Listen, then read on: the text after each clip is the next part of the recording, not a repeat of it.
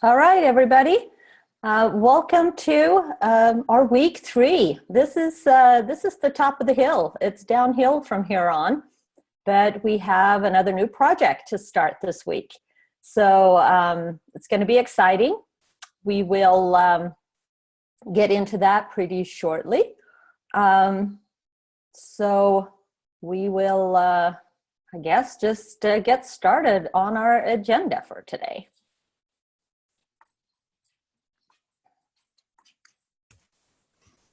All right, so what we're going to start with. Okay, Lori, we'll make sure you get the feedback that you need. So, all right, so we'll start with reviewing week 2's project just a little bit, the final infographics. I have saved a few examples from class, so hopefully everybody is aware of that critique disclosure thing. I haven't heard from anybody about not being willing to share their work, and of course it's anonymous anyway, but hopefully some of these examples will help you out. And then we'll jump right into week 3 and take a look at what we're going to talk about this week. We'll go over the discussion just a little bit. We will talk quite a bit about the assignment and what's expected there. Touches a little bit on UX, UI, and human-centered design, which is going to be the focus of the quiz. And I will go over that more in detail on Thursday. So, okay. Any other thoughts or questions or something that you guys that are in attendance here would like me to bring up?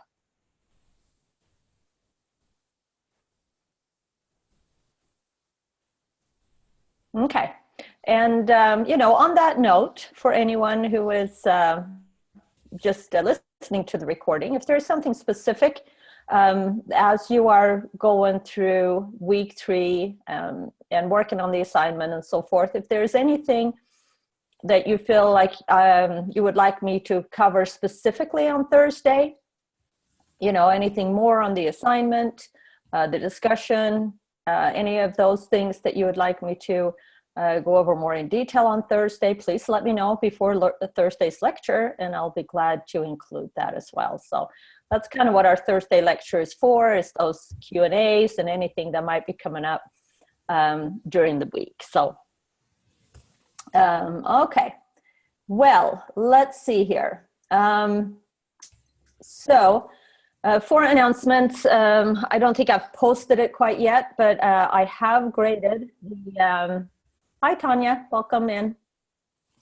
I have graded the assignments so far. I'll be continuing on the discussions and the assessments this week. The assignments I feel were the most important thing to get taken care of. Some of the just submissions since last night, I'll get in there and start grading today as well.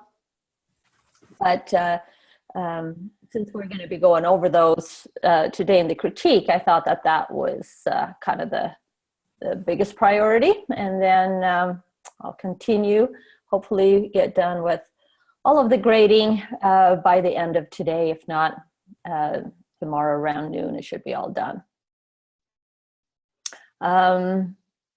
Belinda, welcome to class too. Good to have you guys here. All right, so if we're, for any of those that are still having work to turn in from week 1 or week 2, keep this in mind, that you can only submit assignment 1 before assignment 2, since it's a plan for assignment 2. And if you still have missing assignments from week 1, and you would like to work out some kind of arrangements to get caught up, please contact me, because we'll have to approach it in a certain way for it to be successful for you. Anybody that is still working on assignment 2, you can submit that up until the end of the week, until Saturday, April 8th. And after that, we'll have to make some special arrangements. But we are going to start on a new project this week, so hopefully, you're going to be able to keep up with that and not, be behind on that one as well. So any questions on that?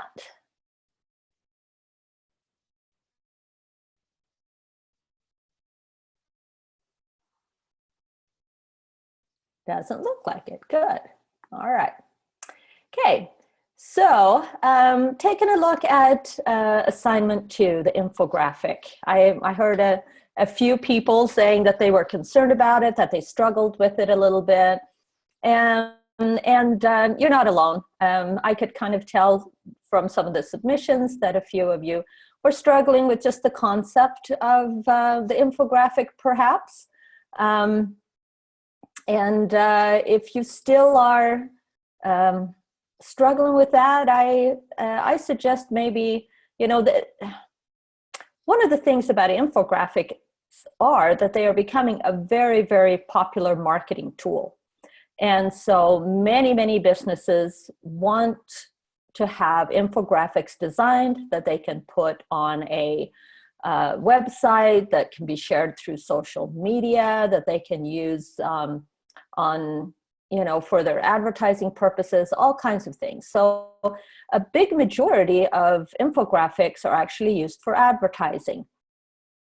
And if you're still confused about it, maybe go back and take a look at some of the Linda courses material that was in there in week 1 that talks about it. Get a little bit more familiar with it. Check out some more of those template sites that we talked about also in week 1, because those show you visual examples of infographics, which I think are very helpful. And we'll take a look at some of these here too. So that's one reason why I feel like it's important that you kind of understand the concept of infographics.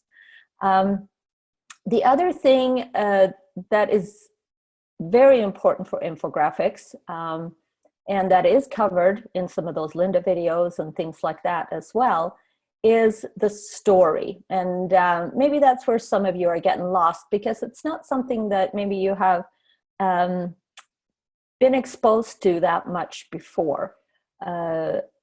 We are now in the 200 level courses, which is going to expect more from you than was expected in the 100 level courses. You're going to be expected to make more of your own design decisions and kind of be able to handle a project in the way that you would in a professional setting. Many times beforehand, you have been given the exact components of your project, and basically your work has been to put those together. Maybe they have been demonstrated in class exactly how to do it. So basically you could just kind of follow their steps and then be done with the assignment. Well, now when you're in the 200 level courses, some of those design decisions are going to be up to you, and you're not going to be able to just exactly copy what the instructor is doing in class, even if I kind of give you the overall steps and some suggestions. And so gathering that story out of the data is one of the most important steps for an infographic, because, you know, sometimes that might be done for you, but many times that will be your job as well as a designer to be able to glean out of any kind of data that you're given some type of story that you can make an interesting infographic about, that can promote your client's brand, or, you know, make people curious into their services or whatever it might be. So that story part is really important. And I feel like we talked about it quite a bit, but maybe some of these examples that we look at will help you guys as well. And along with that, keep in mind that context really matters. You know, when you have different pieces of information, how they fit together, and if, you know, if they're connected at all or if they make sense, that's also important, an important factor. The other thing too, and the whole idea behind an infographic, is to show some information and data in a visual and engaging way. So you want to be sure to keep text to a minimum. If all you're doing is putting, you know, kind of the information that was in a chart before into a text format with lots of numbers and things like that, people are going to get tired of looking at that. That's really not the purpose of an infographic. An infographic is to make those numbers come alive visually and give the audience just kind of a quick and easy way to understand the information and get something out of it. So I would suggest you avoid big numbers with lots of zeros and commas. Those kind of numbers just seem to kind of go over, you know, people's heads. People aren't really looking at, you know, the all of the digits and comparing that, unless you're a statistician and you're really interested in that kind of stuff. But infographics are intended to be for kind of your average audience, right? People that are maybe not super interested in all of the details of the data, but they could be interested in the story of the data or the overall view of it and what it means to them or to a brand or to a service. So sometimes charts and graphs help kind of visualize that type of data a lot more. We looked at that to begin with, right? There was all that data in the charts, and then once you see it, I mean, that was just listed in the kind of Excel sheet. And then once it was listed as graphs, it became more visual. So graphs are a helpful way, but if we only have graphs, that becomes a little bit boring as well. So other illustrations and graphics really help also. But the one really important thing about graphs is that if you're going to show graphs, they have to relate to the information and they have to be accurate, right? Because if they're not showing the information accurately, then they're in a sense useless, or they're misrepresenting the data, which you don't want to do. You want to be truthful, okay? So when we go through this critique, we're going to look at the chart principles that you guys, that we went over. Contrast, hierarchy, accuracy, relevance, and truth. So help me as we go through those, and kind of let's try to pinpoint each 5 of these attributes, or whatever you want to call it, of a successful infographic, and see, you know, where it's on target and where it needs to be revised to be on target. And then there are some design pointers as well that can bear repeating. You know, we talked about these also last week, but some of these are still issues in some of the designs. Value contrast with the colors, keeping the colors consistent and repeated throughout the design, and especially so that they make accurate connections. For hierarchy, also, you know, there's different ways to create emphasis, to have a good hierarchy. You can use size, you can use color, you can use position, and other types of contrast. Also, you know, keeping in mind to repeat fonts and sizes and alignments in your text for consistency, and text alignments and stroking fonts, some of those kind of basic design things that you probably have been taught in previous classes. So keep in mind to always apply all of the things that you learn in your other courses into your projects as you go along. And hopefully you'll be learning some things and be reminded of some things in this class that you can use in other projects in the future as well. Even if it's not an infographic, you know, these design principles still apply. So, all right, you guys ready to take a look at some of these projects? Okay, and also, you know, just my little quick disclaimer here about critiques is that again, try to separate yourself from any of your designs, and look at it just as an infographic and try to evaluate it as that, rather than looking at it as your personal creation, and try to learn from anything that we talk about.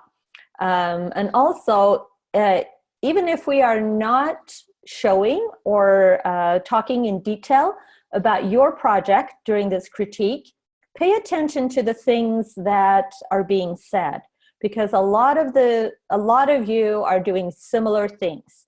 And so if if something is pointed out in one of the designs, you can always check yours and see if you have some of the same issues, and then you can make similar adjustments, corrections, or changes for to improve your design as well. So critiques are valuable in so many ways. What do you guys think are the thing that you get most out of critiques? Whether it's your own work or looking at somebody else's.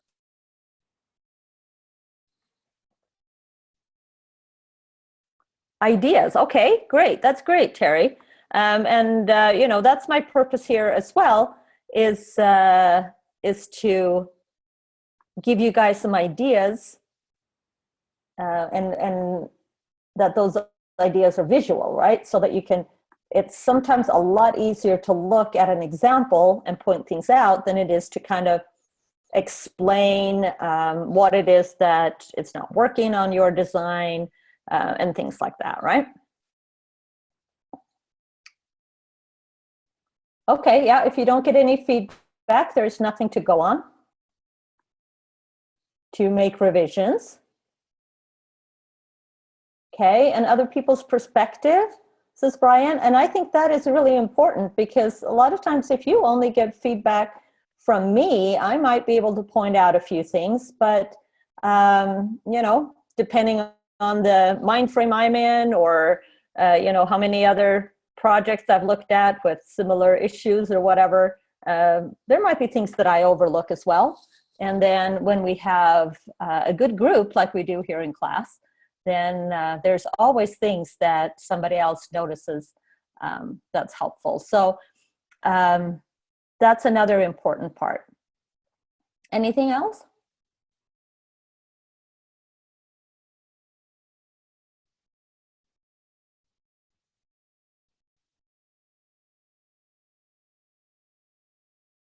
That's right, Lori. Everybody does have their own individual preferences, even when you include the design principles. And so some of them might just be a personal choice. That's up to you as the designer. And so, that's why there's different opinions. And that's why I feel like I can give you suggestions, and I can point out things where specific design principles or some of these chart directions that we talked about for infographics are not followed. But the solution is not always up to me. It's not always that I can say, do exactly this and this and this, and then you can do that. The solution is going to be part of your work and your growth as a designer, coming up with that solution. So, I can give suggestions, but there's never just one solution that is the only correct one. There could be very different ways to solve an issue. And so that's kind of up to you as a designer. And that might be a little more ambiguous and harder to follow and frustrating for some people that are used to there just being like a right and a wrong answer, like in math. But that is not the way of design. In the way of design, you're going to have to learn to, self-critique things, be able to look at your own work objectively, evaluate it. Sometimes you can do that by comparing it to other people's work a little bit. Even though I don't like you to think of just comparing yourself, oh, that person is a good or bad designer and I'm a good or bad designer. That's not what I mean, but you can kind of see how things are working or not working for other people, and then you know, that will give you some ideas to work on yours, right? So this is an important learning process, and it's not just about given right and wrong answers to things and me being able to tell you exactly what you should do to get 100% on your assignment. That's not what a critique is about. It's about learning what works and what doesn't work. It's about seeing how different things communicate, and then from there on, being able to make your own design revisions and decisions to improve your work. So does that make sense to everybody, or does it make you really nervous and uncomfortable?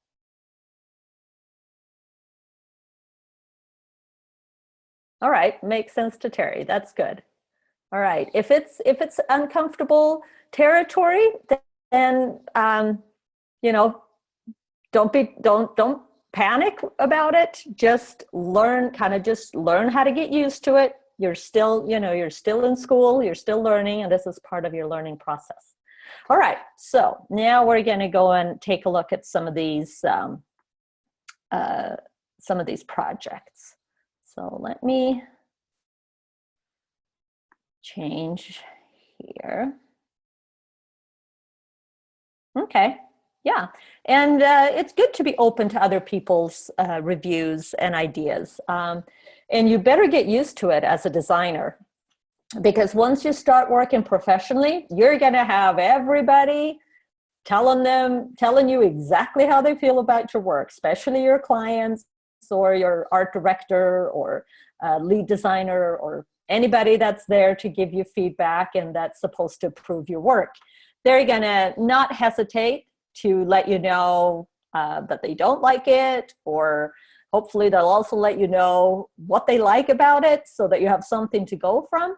But as a designer, you really have to develop kind of a tough skin when it comes to your own work, and be able to also learn how to decipher when a client says, oh, I just don't like it. You know, you have to learn how to ask the right questions so that you can kind of pinpoint the problems and explain to them maybe why you did things in a certain way or why their suggestions won't work. And then come up, you know, usually with a compromise that will satisfy both of you. So critiques also really help you, prepare you for real life and working professionally as a designer. Okay, so I'm gonna go through here. We do have some other things to cover today, so I don't want this to take up all of our class time. So I thought if I show a couple at a time, that can be helpful, because we can also kind of compare things a little bit and maybe see how things are working and stuff. So we're going to start with some examples that I think have quite a few successful components to them. So they can give you maybe some good ideas and that we can refer back to when we start looking at some of the issues and problems. All right, so both of these posters right here, because this is supposed to be a poster that you're designing, I think, you know, let's see how they handle our chart analysis. How about contrast?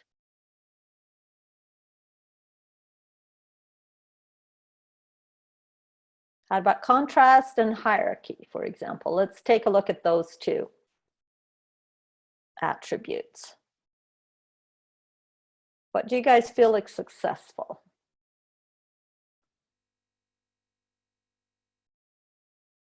Okay. All right. Terry prefers the second one. Now this one doesn't have a very eye-catching and interesting graphic, right? What is it? Is that what you guys are really drawn to on this second one right here? Is that it has the map? Okay. All right. Why do you think the map helps a lot?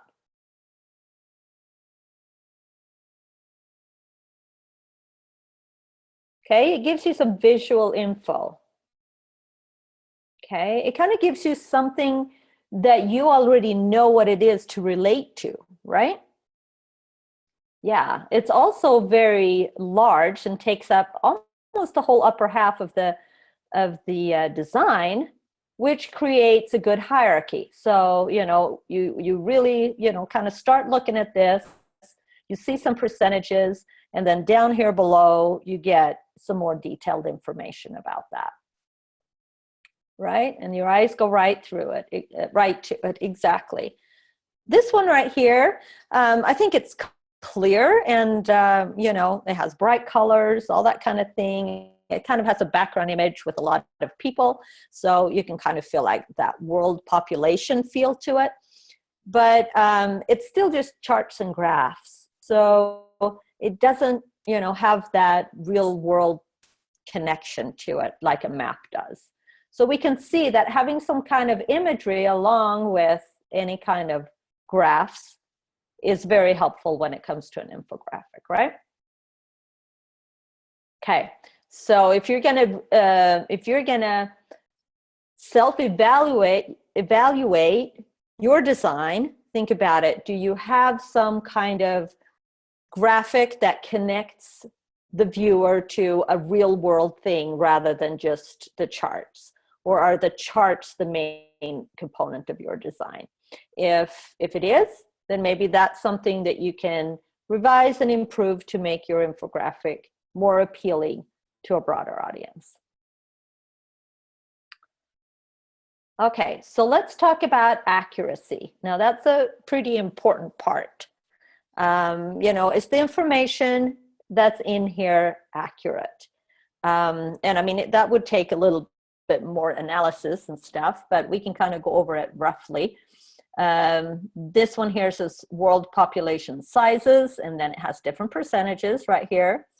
And then this one says regional penetration rates, and then it has different percentages here. So they're all percentages of a whole. But this one right here, does that actually apply? I mean, if we add all of these pie slices, we get more than 100%, right? Here, when we add everything up, it becomes 100% because we have Asia, you know, taking up 55% of the world population, Africa 16, and so forth. Here, the penetration rates are percentages of that nation, not of the whole world. So if you're going to use these percentages, yeah, it's not mathematically correct. So if you're going to use these percentages, then you would have to have that be a percentage of each one of the regions. So in Africa, you would have to have a pie chart that showed 28.7% are using the internet and the whole other 72 somewhat percent are not using internet, right? So can you use a pie chart still to show which region has the most internet? Yeah, you probably could, but you'd have to have different numbers in here, right? So you'd have to, and I'm not sure if that was calculated in the chart that you were given, so you might have to do your own calculations, but what you would have to do is take the total of how many people use the internet, and then you would have to divide that into, you know, how many of all of the internet users in the world, how many are in Latin America, how many are in the Middle East, how many are in Oceania, or however you say that. Exactly. Or if you're going to use these percentages, you would have to have a little circle for each one of the regions. So that is, you know, this pie chart right here is not an accurate description of these percentages. Okay, you could also use a bar graph probably to compare these different percentages, and that way it would be pretty clear to see, you know, some of the differences. Like, for example, it could be, you could clearly see that Europe and Oceania, Australia, let's just call it that, are pretty even, right? You could see that North America was definitely higher than the rest, and that Africa had the lowest penetration. And then you could compare that to this this bar chart right here that shows the growth in Africa.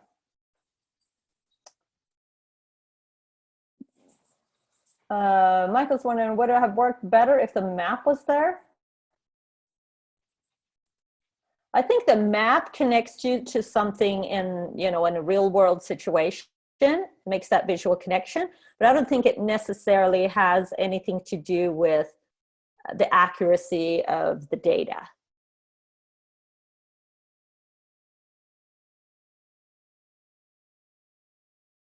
Okay, so how about this bar chart right here? Is it accurate?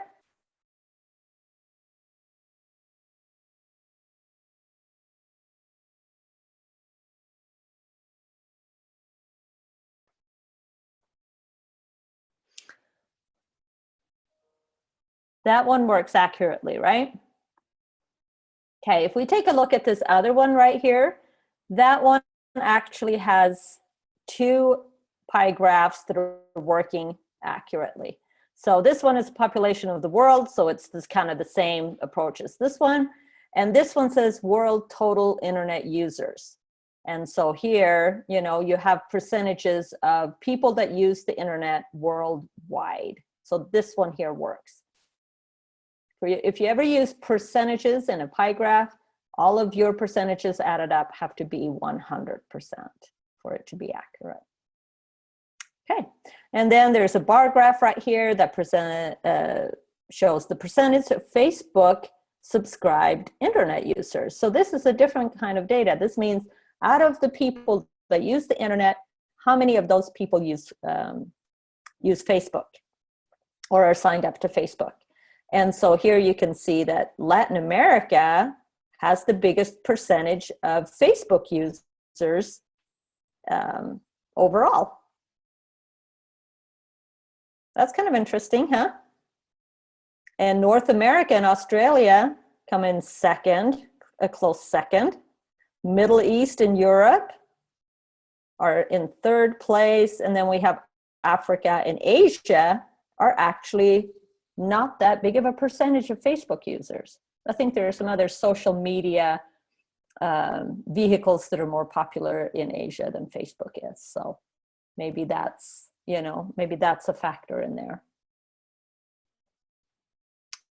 Okay, so how about, and then, there's some other kind of bulleted information down here that kind of clarifies things that I think, kind of help round out the information here. Design-wise, what do you guys think of the color, the contrast, any of those kinds of things work in here on these two?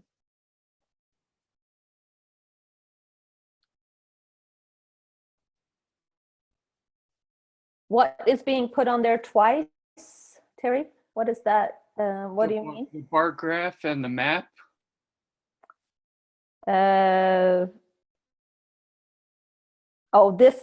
Because there's a bar graph here and then the same percentages are up here on the map.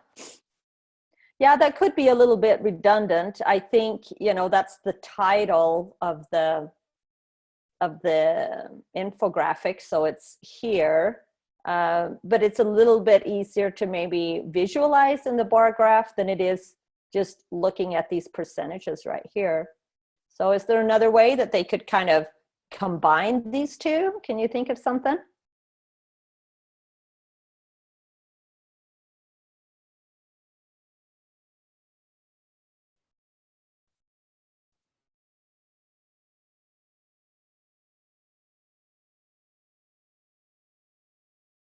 Yeah, you could put them next to each other. You could also probably just scale the box itself that the percentage is in to represent, so that the 84% was like bigger. These two were about the same size. And that way you would get like a very instant, instead of having to read and compare certain numbers, you could get it kind of an instant feeling of where the biggest percentage was and where the smallest percentage was. So those types of things really help as well, because when you think about it, you know, some people look at 70% and 69%, and, you know, it's the old marketing trick that 69 seems a lot lower than 70 because the first number is a 6, right, rather than a 7, but there really isn't that big a difference. So if you use some kind of scale, like these bar graphs right here, we can see how close they are. Then that kind of, you know, helps take away some of those kind of prejudices that we have that we don't think about. So, all right, so what about the colors and those kinds of design things?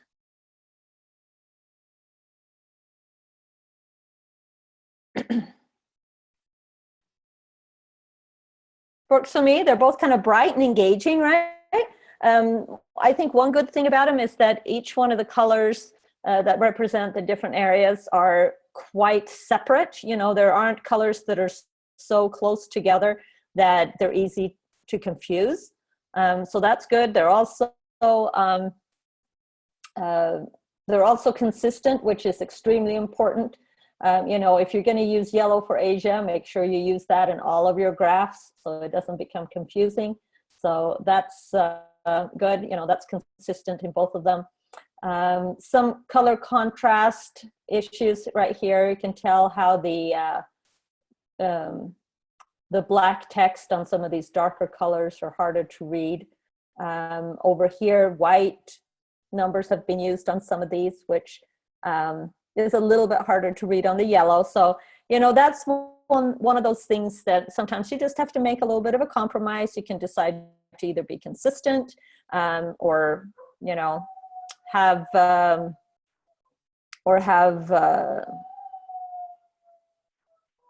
colors that are all, you know, equally dark, so to speak, so that it's easier to use one or the other in any text that you put on top of it. But I do think that it's nice to add kind of the percentages to a pie chart many times, especially if you don't have the information relating anywhere else, because it kind of gives you a little bit more facts to look at if you want to. But overall, just quickly, you can just glance at it, and it's apparent, you know, that Asia has a larger percentage on these two than the others.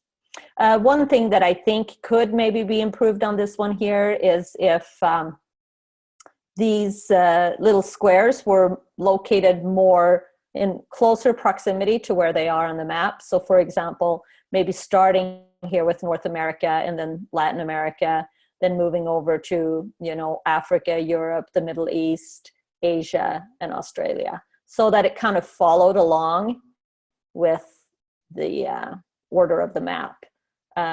Now we kind of have to jump from, you know, the yellow over here clear to the over here on this ledger. So, okay, all right. But overall, pretty nice, and except for this one here, accurate information. So let's keep these things in mind as we look at some of these other ones.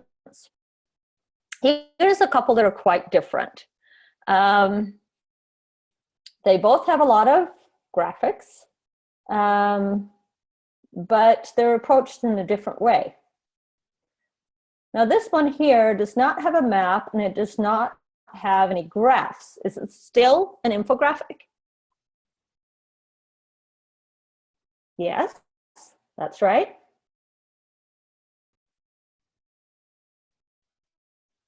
So do you feel like it's successful?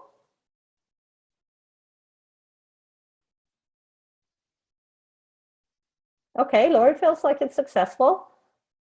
Still, all right. Yeah, and you know, in our assignment, we kind of focused quite a bit on the graphs because we had so many percentages to talk about, and we were practicing the tool in Illustrator and that kind of thing. But you know, this option right here shows that you can relate this information without graphs as well, and show, you know, some interesting facts. So this one here talks about that, you know, it's kind of taken the flip side of some of this information and highlighted it. So it says that 51% of the world does not have access to internet. Okay, so it's talking about more just the overall world population. And then it says 49% have access to the internet. And then down here, 92% of internet users access internet through mobile. So this is some additional information that this person looked up. And then kind of calculated that 45% of the world that access the internet do it through mobile phones. And so this is an interesting fact, right? And then it has some actual numbers right here. Now,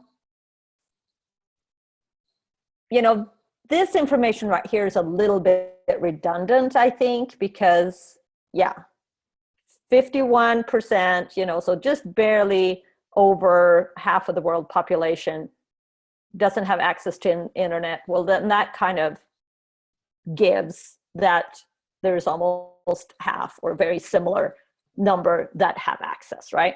So I think that there could be a little bit more variety in the information presented right here, because, you know, these are a little bit redundant, and even, you know, some of this could just almost be shown in a graph as well, like maybe just coloring in half of this globe with one color would also give you more of a visual of that 51% or whatever. So, you know, I think still some aspects, graph aspects, are really helpful to give people a quick visual connection to the information, right? Okay, so let's take a look at this other one right here. This one has population percentages. They're not called out, but, you know, they're still kind of obvious here. And then I'm not really sure what this bar graph is right here because it doesn't have any numbers right here. Oh, it's internet uses in percentages, but we don't have any actual numbers, which makes it feel a little bit less reliable. Don't you guys think? If you only see these graphs, but they don't have any numbers to connect you, then you don't really feel like you get quite all the facts as much, right? Okay, and then we're going to come back to this headline in a second. Then we have the key or the ledger right here, and it's a little bit redundant to have it twice, right? That's not quite necessary either, I don't think. As long as you keep, you know, the colors consistent, representative, then you could keep it just in one place, and that would simplify your design a little bit as well. Okay, now let's take a look at the map. All right, so this map is a little bit stylized, I think. And the headline says, what would the world look like if the size of the countries was based on population? Well, that's an interesting question. Does this map relate that information?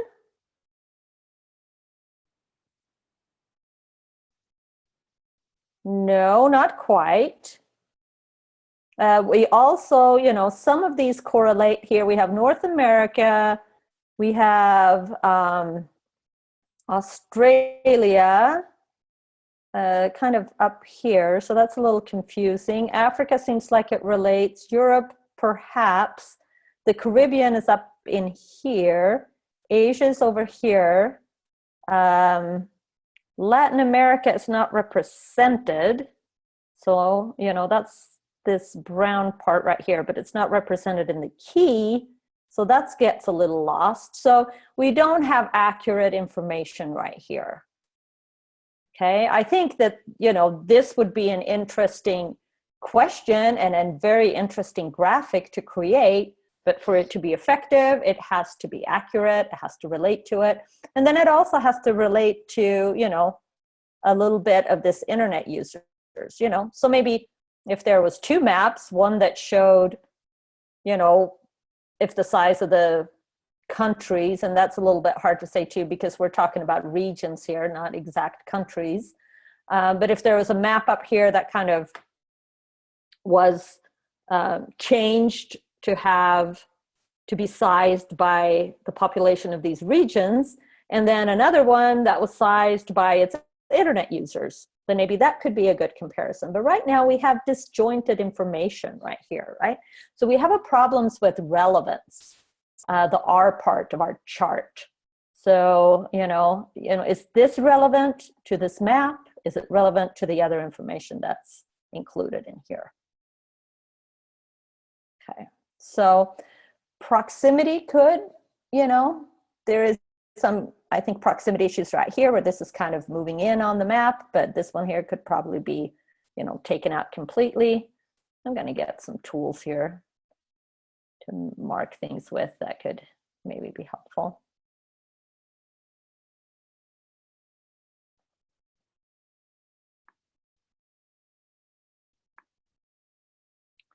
Come on.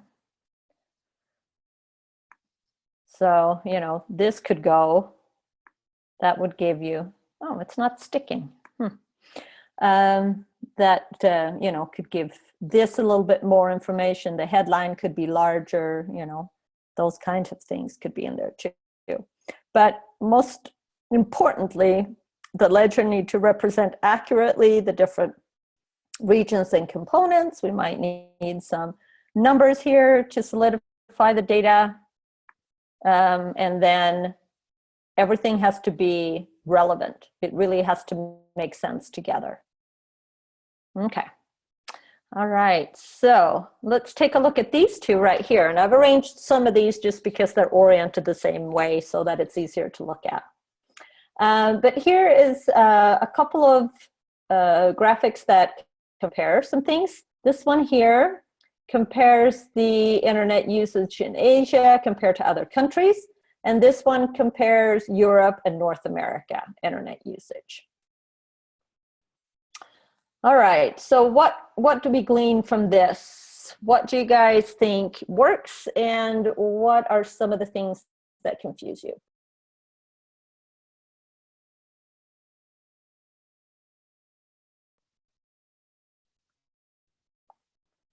Let's talk about, you know, let's move on to maybe those two principles of relevance and truth.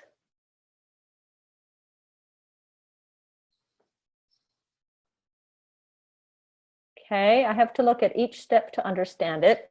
Are you talking about the first one right here?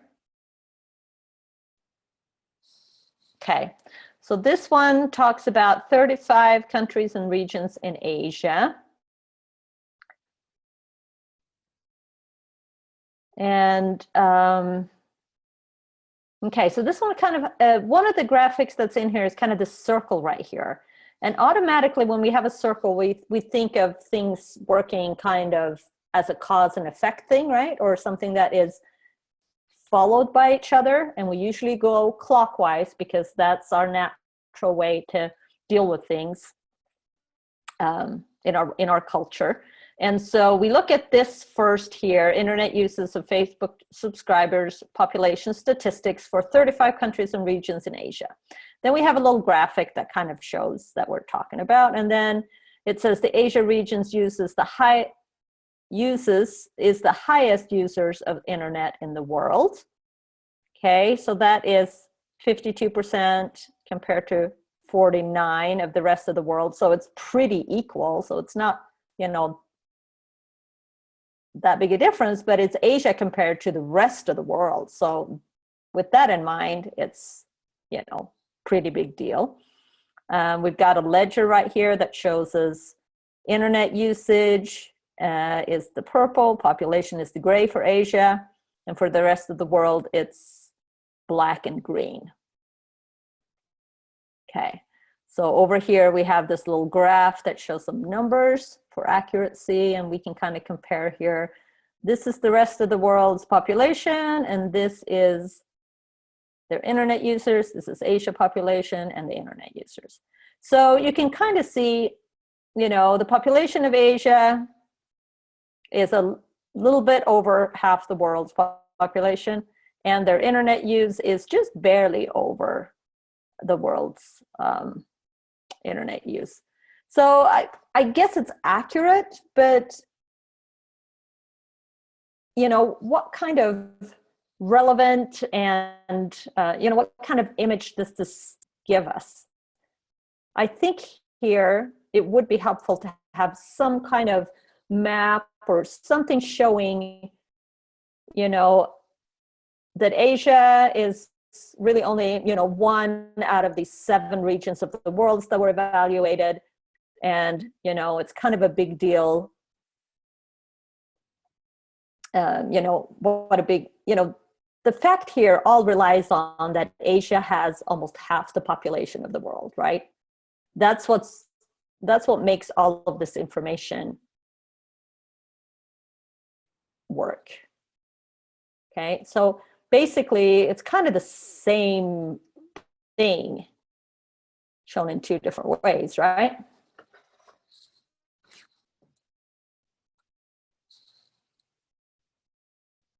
So yeah, so a little laborsome to get through and to kind of get what the content is and what's the idea, you know. Could the headline maybe just, you know, kind of tell us a little bit more about what's going on here, or give us a question that we can figure out, rather than being so kind of static. Okay, let's take a look at this next one. Here we have 2 bar graphs that's showing some of this comparisons. This one here compares Europe and North America. Okay, do we see anything here that is that's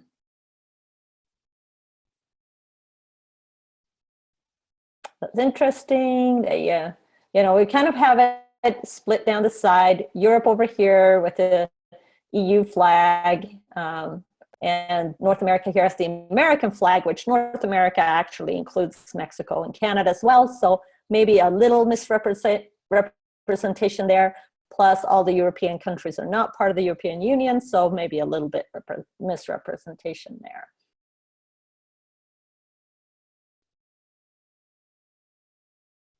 Any other thoughts on the accuracy, relevance, and truth of this infographic?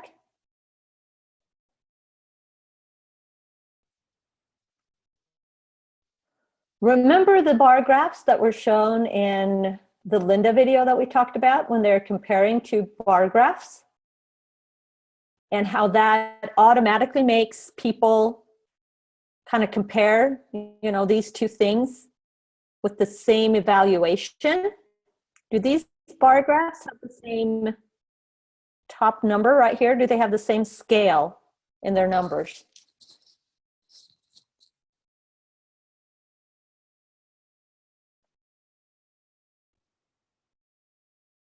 Yeah, they're using, but that was the choice of this student to just isolate those these 2 areas. So that's fine. But when you're looking at the population of Europe right here, the top number here is not the same as the top number here. So these are not scaled equally.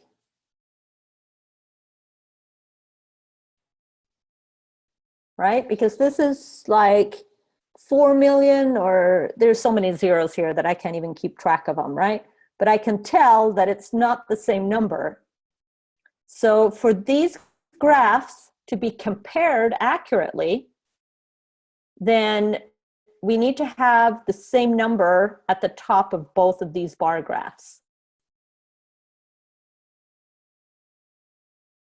Do you guys see what I'm talking about?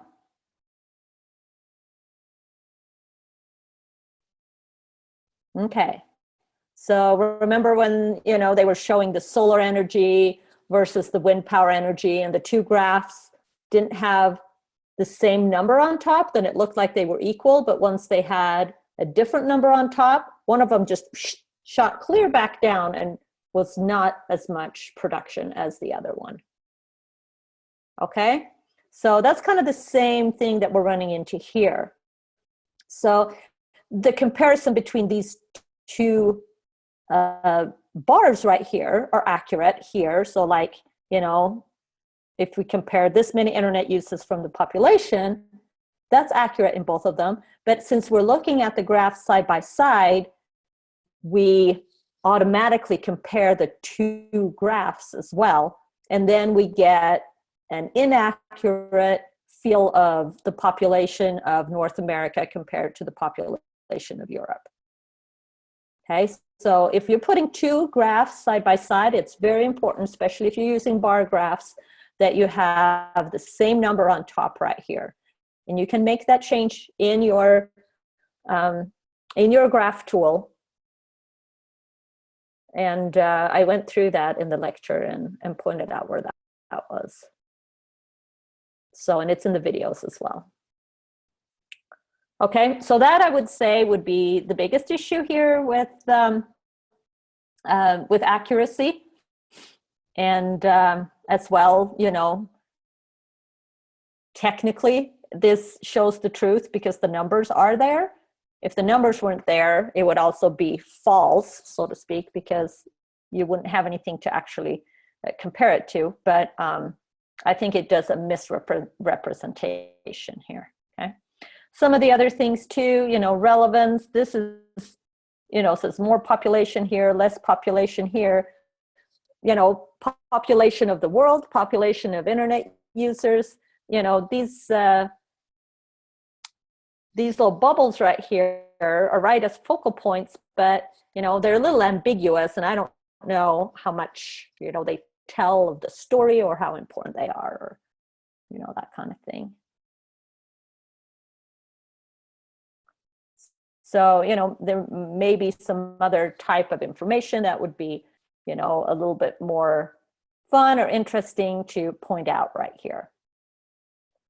One of the things you could do if you're comparing the population compared to, you know, how many people use the internet, is you could superimpose this graph on top of here, and then that would kind of show, okay, this is the population, but only this many people use the internet. So if you could even overlap them, and you know, that could give you a little bit more of an immediate feeling too of how many people out of the population use the internet, rather than having them side by side. And that's what you could also, you know, if you compared this to the rest of the world in a pie graph, then maybe, you know, a pie graph just to show the relationship to the rest of the world could be interesting. But if you just want to keep it between Europe and North America, that's fine also. Just keep in mind that anything that you put on this half of the graph, people are going to relate to Europe, and this one, they're going to relate to North America. And so, you know, even these little icons that you're putting in here, you know, which is the internet icon and a world map, are going to start kind of taking sides, which, you know, I don't know if that was the intention.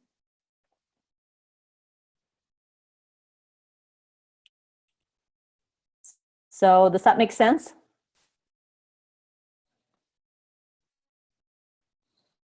Okay. All right. So we have quite a few more to look through. So now we're going to be a little bit more brief, but you know, I think these first examples, you know, showed some of the main issues that we might deal with for some of these other ones.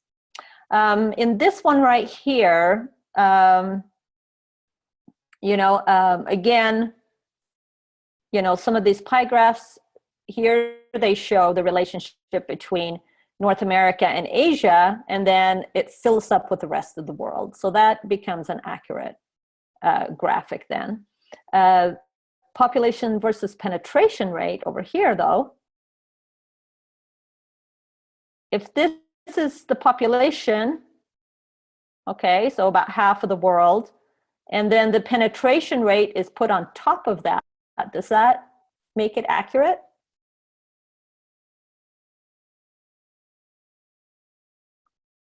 Yep, it's a little bit hard to read, so we do have some contrast issues on the design side of things. But this graph right here is kind of trying to do what I was talking about here about superimposing the penetration on top of the population, but you can't just add it to it, because now it looks like, all right, in Asia, you have this bar adding up to almost 100% because you're adding the population and the penetration. And here, it's kind of doing the same thing. So again, you got to be careful how you use these graphs. And if the facts and the information that you're putting in there is actually working. There is a lot of things to read. Yeah.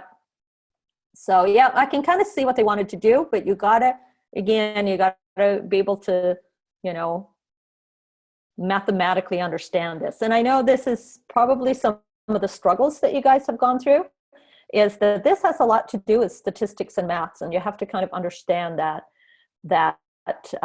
relationship between the graphs and the statistics. But it's an important thing to understand as a graphic designer. You know, if you are the one that has to get this information out of here and design it, you have to, a lot of times you have to learn a lot of, you know, new things as a designer. You have to understand a lot of different subjects.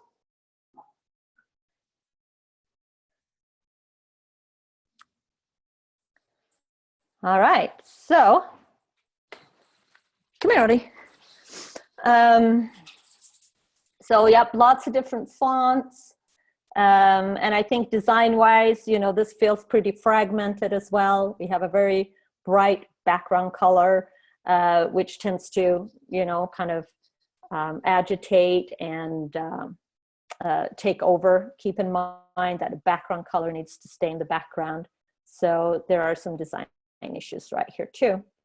This other one, this is hard to scroll for me. So this other one right here is a lot calmer, but it has some other issues as well. Maybe it feels a little too unengaging. You know, the colors could be a little bit more vibrant, a little bit more exciting to look at. And definitely, I feel like the colors, you know, some of these are very close. It's like this brown and this brown are so close that sometimes it could be a little bit hard to tell them apart. So be careful with that as well. If you are using the colors to identify different information or different facts, be sure that the colors are separate enough that it's easy for the people to make the connection. Down here at the bottom, we can also see that there's like 2 slices of this pie right here that are the same color, where I'm thinking one of these should have been this brown color right here. So then it's, you know, then that kind of throws things off as well. And size-wise, you know, hierarchy, maybe choose one of these graphs. I would suggest the map because it's the most interesting one to look at, and let it dominate the design to draw people in, and then the other charts can be more explanatory charts like we saw in our other example. It would also make some of this information right here, like these little numbers and text, a lot larger. Right now it's so small that it's quite difficult to look at, right?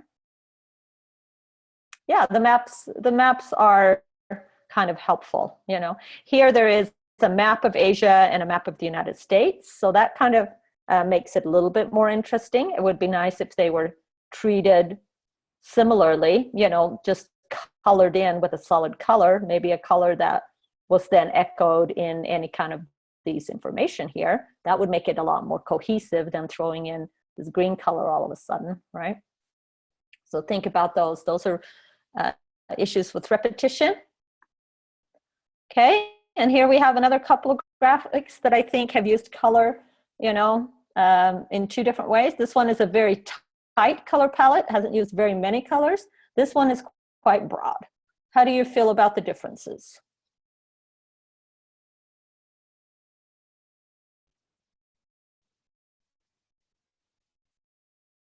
Okay, the colors get your attention. Do you prefer the broad color palette or the really tight one?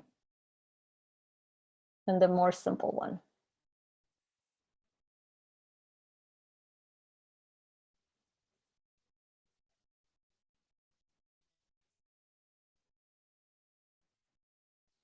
Okay, Terry likes the first one. You know, simplicity is quite helpful, I think, when it comes to some of these graphics. This one here, I think it's kind of fun and it has a lot of bright colors, but it starts getting a little bit confusing with all of the different overlapping shapes, you know, and graphs and things like that. A little bit hard to see the text up here. This white text is a little bit hard to read on this yellow. But overall, this one feels a little bit simpler and easier to take in on the eye. I do think, though, that, you know, these colors that have been used right here in this line graph could have been used on the pie chart to make things a little bit more clear as well, right? Because right here, it's just every other color, which actually doesn't end up even. So you have two that are the same color right here. And if you just had, you know, these different colors represented here, you would make those connections easier. Right? So, you know, this could definitely been used to their advantage even in the pie graph. So, and this one here, you know, it has some, you know, clear color changes. These oranges might be a little bit close to tell apart, but you know, the colors have been used consistently, so that's good.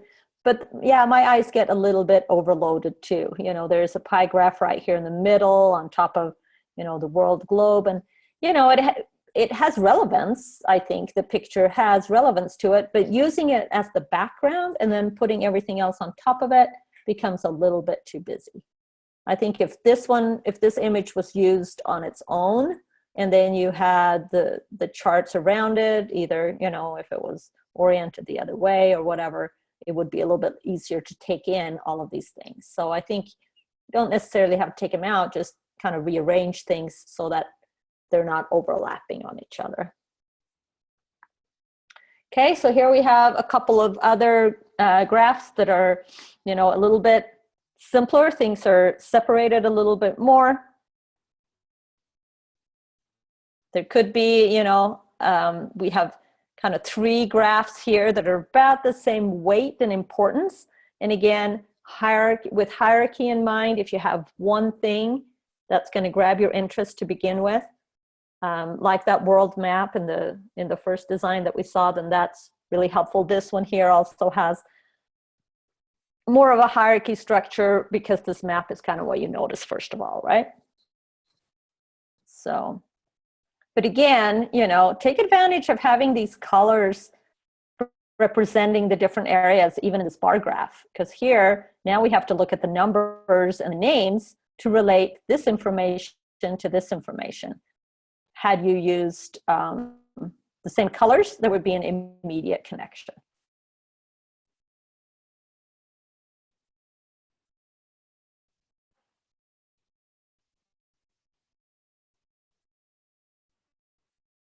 Yep. So Laura, you're thinking all of these have good concepts, and the more we practice, the better we'll get. Yep. And you're feeling like the less, the better. Yeah, simplicity was one of those things that were mentioned in an effective infographic, right? To keep things simple, to not overload people with too much information and too much unrelated information specifically, right? So, so I hope, you know, seeing some of these examples right here, each of them have strengths, each of them have good things about them.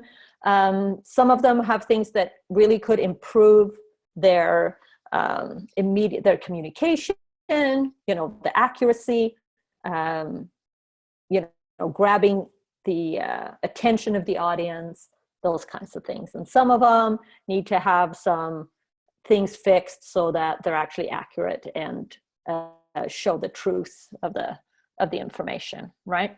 So, you know, some of those other things that I mentioned, like really long numbers just kind of tend to overwhelm people. So if you can take it down to just saying, you know, shown in millions, you know, so it's, or billions or whatever. So you can say 2 billion instead of 2 and then all the zeros. That helps people out sometimes because, you know, I have to, you know, going in here and counting zeros and trying to figure out now how many zeros is a billion and how many is 100 million and, you know, all of that kind of stuff. That's what you want the infographic to take away from the person so they don't have to figure that out, right? That's why, you know, simplifying graphs to make them, you know, easier to comprehend, quicker to comprehend, is what an infographic is about. Okay. And again, you know, you can avoid redundant things like showing a ledger twice, as long as, you know, the colors are represented like they need to be. Then you can only put it in there once, use the space for something better. And also, if a ledger is in there twice, people, you know, kind of wonder, okay, is this the same now as that one is? If you only put it in there once, it's clear that these are the colors for all of the graphs that where things are represented. So exactly, keeping things as simple as possible. A couple of other ones right here, with darker grounds, make the colors really stand out. So that's also, you know, a technique that you can use to make things kind of stand out instead of just the default white background. You could have a solid ground color. Just make sure that anything that you put on top has good contrast still, right? Here we can again see how much more engaging it is to have a map than when you're just showing stats without a map. They become very kind of clinical and mathematical, and the whole idea of the infographic is to relieve the audience of that and give them something else to look at. All right, and I think that's why you're drawn to this one on the right, Terry? Because you have, again, something more intuitive for you to connect with, which is this map, rather than, you know, a lot of charts and graphs. Most people are going to just kind of skim over charts and graphs, but if they start with having a map, that might pique their interest, so then they'll go down to the charts and graphs to find out a little bit more information. Okay, all right. So this map right here too, I think is pretty cool, because in here, the different world regions are actually colored in accordance with the rest of the color code. So that's pretty nice too. It can be difficult to find a graphic that you can pick apart that way, but and it could be quite a bit of work. So kudos to the person that spent the time doing that. It doesn't really have one headline though, so maybe a little bit more hierarchy emphasis right here. It says the internet users in the world. That's kind of the headline for this map. Explosion of the internet and its popularity. That kind of relates to this growth chart, I'm thinking.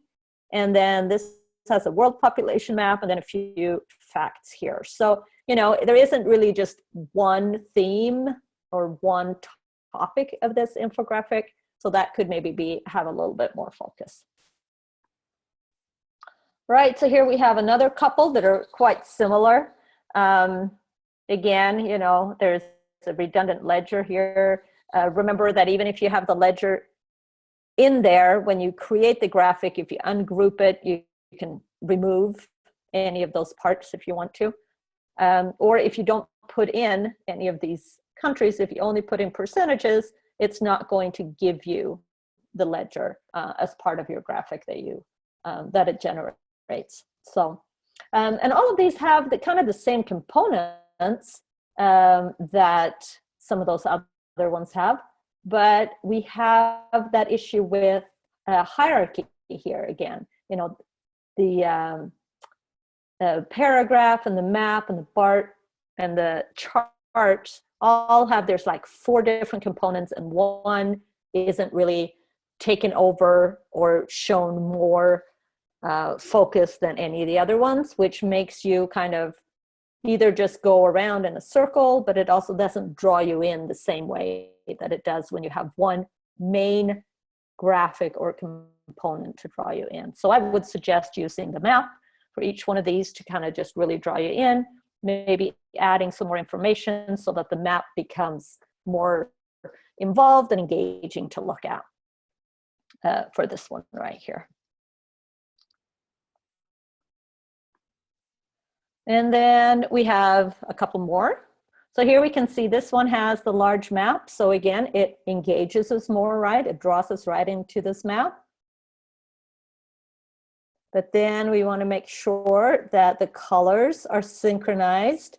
And it looks like this dark blue either has become a transparency or something over here. So it's a little bit hard to tell. Of course, we have to, you know, keep in mind having the text on top of it is going to be a few issues. There's also some different sizes here of the names, and it seems like those correlate to the growth. So that kind of makes sense there. What about these pie charts right here? Are they working? Let's take a look at them. Let's see what they're supposed to represent. So, all right, so they're supposed to represent the percentage of internet users in Africa for this one and in North America for this one. Okay, so the pink is the people that are not using the internet, and then the orange is the Africa, and so that it kind of does represent, but not quite accurate. I don't know if that's really 88%. That looks like it's not quite as much. You know, it looks like the circles are not quite accurate percentage-wise, because 88% would be almost, you know, I think to about right there. And this one here is supposed to be 27%, so that one seems a little bit more accurate. So, but also be careful whenever you take a segment and pull it out of a circle, then that's what a person is going to focus on. So right here, you focus on Africa because it's pulled away from the rest. Here, you kind of focus on the rest because it's pulled away from here. So it's kind of flip-flopped. So I think it would be easier to compare the two if the pink or the not using population was like on the same side, and then the other one was the one that was like pulled away from it. Do you guys see kind of what I'm talking about there? So remember, some of these effects, any kind of effects that you add on to something is going to be part of your message. It's going to add something to how people perceive that information. So be careful that it adds what you want it to. So maybe some font issues right here too. I think, you know, this is a very juvenile and cartoony kind of font compared to with the very business-like sans serif font, so they don't feel quite like they are playing the same game or, you know, in the same show. This one right here, I think, you know, everything relates fine. It says here % of the population, and I'm not really sure what this is relating to. It says North America makes up 5% of the population and 9% of the internet used in the world, 5th largest percent of internet users, and 88. So that there are some facts about North America right here, but % of the population, it has to be a little bit more information here. % of the world population, of the internet population, of what type of population. And then also be careful because we already have the red and the black represented as Canada and United States here. So it wouldn't be too far-fetched for a person to think that this represents United States and Canada here too. So if it doesn't, it would be better not to use any of these colors in the circle so that people are not kind of connecting those things, right? All right, so some other design issues, you know, with fonts and things like that, you want to make sure that the font is not just one of your favorites, but that it fits, again, with the type of information and graphics that you're showing.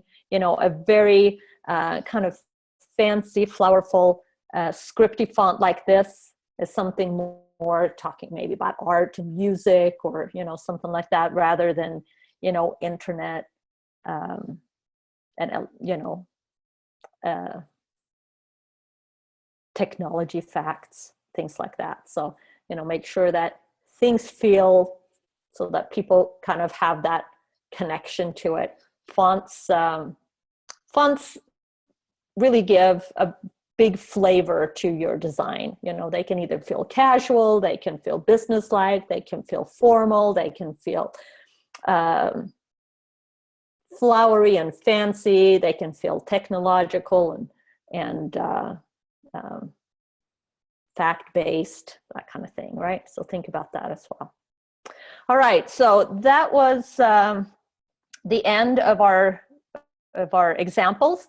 I hope you felt, do you guys feel like you understand this infographic better, that it gives you some things to work with on your own design if you decide to make revisions? Okay, good. All right. Okay, so I hope this was helpful to all of you. Okay, Lori feels a little bit more confused. About your own project or about the project in general?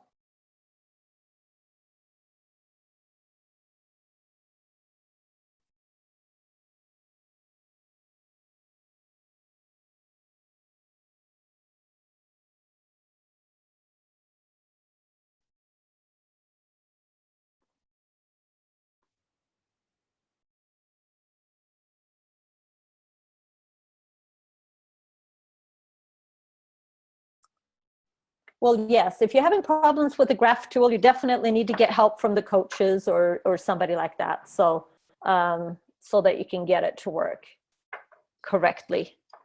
Or I guess you could take the avenue and not, you know, not use the graphs for this one. Oh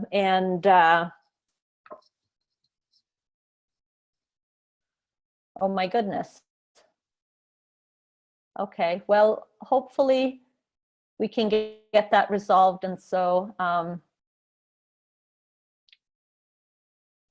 we'll talk about that. And Terry had problems with the graph tool as well. Did you talk to IT or to our coaches? Did you work with Christy on it at all? IT, they're not really that well versed with Adobe, the Success Center. Okay. All right, so if you want to, you know, do any revisions, let's talk about that and see if you can either work around the graphing tool.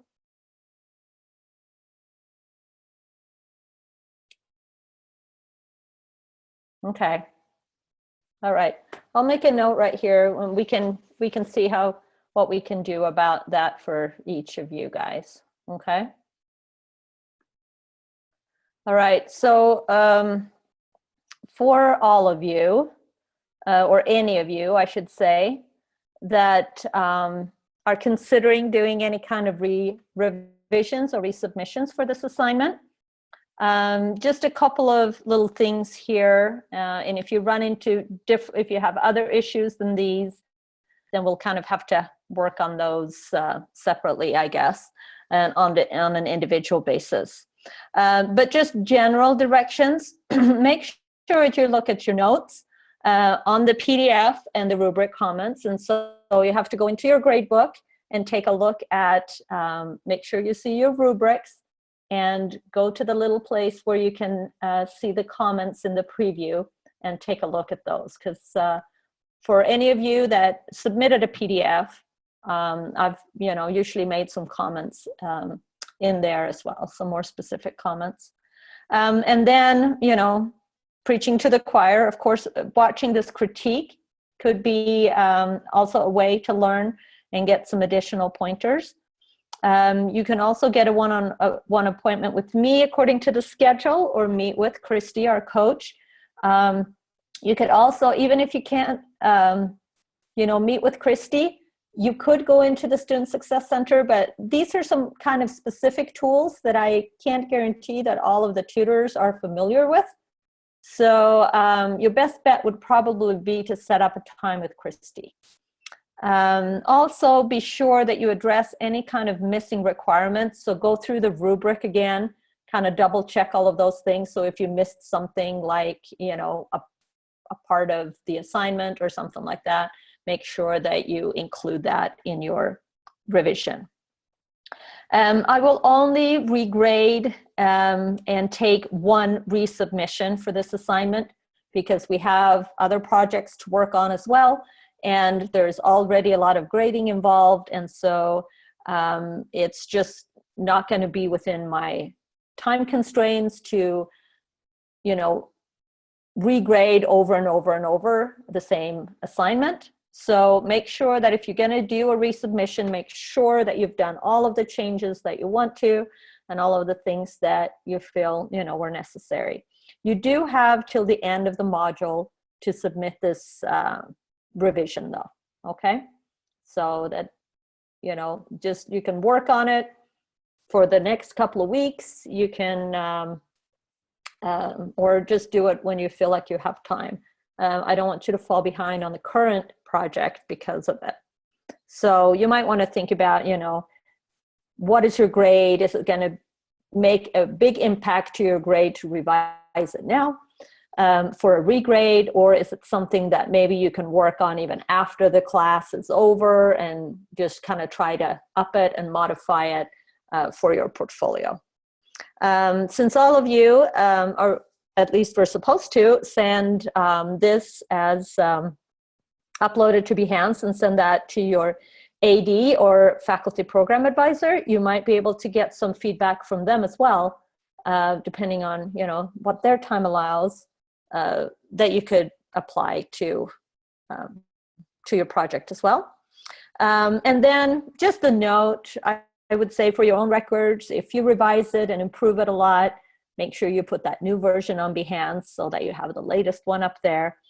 And keep in mind that for the benefit of your portfolio, you can always go back and continue revisions even after the course is over. So, you know, if you just want to call it good, keep moving on with the other things, that's fine as well. And you'll have other opportunities to work on modifying your graphic, your infographic. Okay, that sounds good, Terry.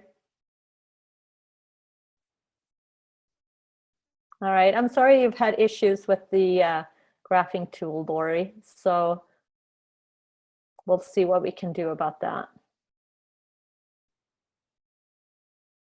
Okay. All right, so now let's get on to week 3. And that took a lot more time than I had planned. So some of this we might just have to move over until Thursday. But I want to make sure that you guys understand what the assignment is about, and that those of you that want to can get started on your assignment. Okay, yep, and that's the way it is sometimes. You know, you have to evaluate your own situation, and if you have certain time constraints, you know, you can decide what you want to focus on and what things you can just kind of not stress over and let go of and maybe deal with later. So, okay. All right, so this week we're going to talk a lot about human-centered design, and we're going to start a new project. So let's take a look at what week 3 is telling us in the classroom here. So let's go to week 3. Yep, sometimes you just have to do the best you can under the circumstances and just be happy with it and, you know, glean as much as you can out of it. That's life, right? That's the life that a lot of us live, where a lot of us are juggling school and work and other commitments. And so sometimes you do your best and you just pat yourself on the back for doing your best. All right, so for week 3, talking about human-centered design, some of the learning objectives are going to be talking about information design and how it applies to the role as a graphic or web designer. And that's basically what our discussion is about. Part of your assignment is going to be designing a set of symbols that you're going to use for your second project. And the second project is going to be to develop a cohesive user experience interface that, of course, includes good practices of hierarchy and principles of design. All right, so as a designer, your success will always be dependent on the response of your audience, right? Everybody talks about that. You have to consider your audience, right? You always have to think about what your audience, how they see things, what do they want, right? You guys have heard that in all of your design classes up until now, I'm sure.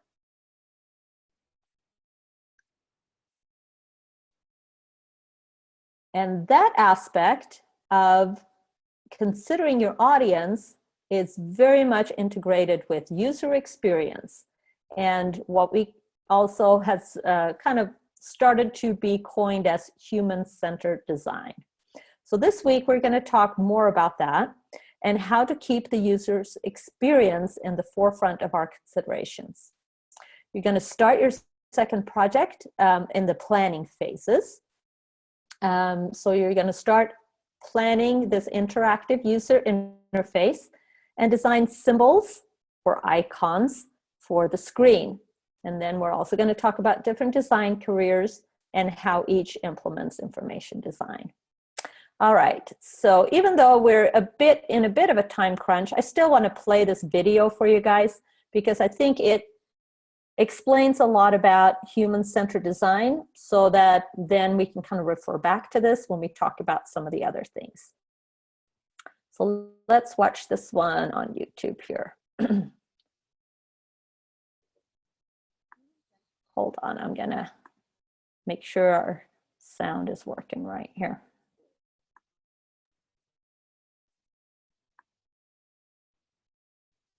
All right, can you guys see it okay still?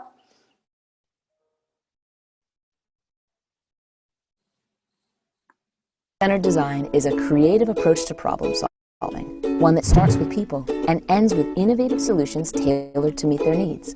When you understand the people you're trying to reach and then design from their perspective, not only will you arrive at unexpected answers, but you'll come up with ideas that they'll embrace.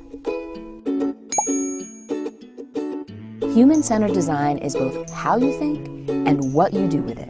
It's a process that consists of 3 phases: inspiration, ideation, and implementation. The inspiration phase is about learning on the fly, opening yourself up to creative possibilities, and trusting that as long as you remain grounded in the desires of the people you're designing for, your ideas will evolve into the right solution. In the ideation phase, you come up with lots of ideas. Some too crazy to work, some too crazy not to try, and you'll refine them, tossing out the bad and improving the good. Making things helps you learn, grow, and test your ideas. Building a simple prototype gets your idea tangible and gives you something to put right back into the hands of the folks you're designing for. Without their input, you won't know if your solution is on target or how to evolve your idea. Keep iterating, testing, and integrating feedback until you've got everything just right. During the implementation phase, you'll build partnerships, shore up your business model, and get your idea out into the world, which was always the goal in the first place. Anyone can practice human-centered design, and everyone benefits, because it gets us all to solutions that are adopted and embraced.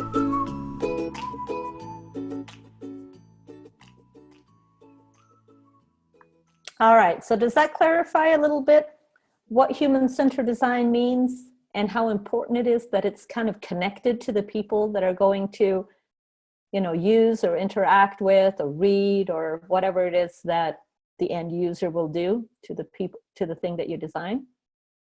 Now, the process is quite involved, and as it talked about here, it talks about innovation and research and making prototypes and things like that, and that we're not going to be able to put all of these components into this 2-week project.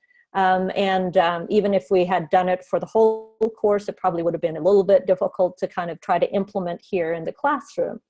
But it's important to still, understand some of the aspects of this that we can implement. You can do research. You can, test out different types of ideas, get a little bit of feedback, and those kinds of things. And be aware of that this is how most design projects function or should function in the real world, is that, there is so much more to it than just using the software and creating a design and saving it in the final format. There's a lot more that goes into it. And especially with information design, because there is the underlying information that somebody needs to be able to understand and get to. And if it's too rushed, then that part is going to be lost, and it's going to be useless, so to speak. All right, so the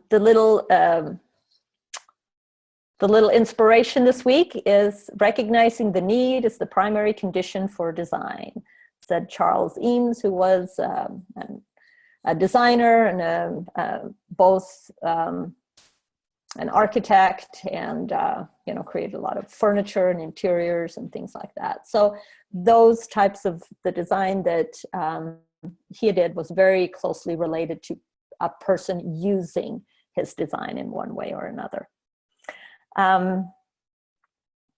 Okay, so let's just go over kind of quickly the different things that you're going to be doing this week. We're going to, again, dig into them a little bit deeper here, one-on-one. The discussion this week talks about what information design means to you and how it applies to you in your role, and different types of careers as well. So it explores a few different questions like what is information, what is design, user experience. So there's some background that you need to read right here to kind of understand what we're going to be talking about. And then a few questions to address in your research and in your post. How is information design utilized in the different design fields that were mentioned? What different roles do graphic designers, information designers, and web designers play in distributing information?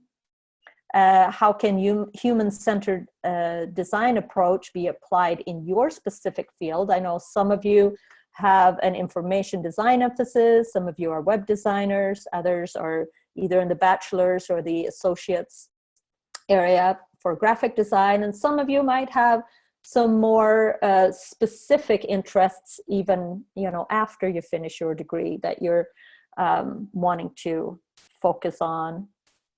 So, this kind of leads to other design fields like gaming, architecture, fashion, interior, those kinds of things. How do those fields utilize the human-centered approach to design? So that's an interesting thing that you can explore as well. And it might help you kind of understand and get ideas of the type of work that you would like to be involved in. So in the media section of this course, of this week rather, there is several different articles that can be helpful to you for your discussion. The one that's called Why Human-Centered Design Matters. There's one, what's graphic design, what's information design, what's web design, so they can kind of tell those apart a little bit. A lot of things overlap. There's also a TED Talk on how to build your creative confidence, which is pretty cool. Now maybe we'll have time to dig into a little bit more on Thursday. And then of course, open to do your own research in any of those other areas that were mentioned right here. So I look forward to talking to you guys about this, and I think it will be an interesting opportunity for you guys to explore careers a little bit more as well. All right, so then going on to the assignment, which is kind of the big deal every week.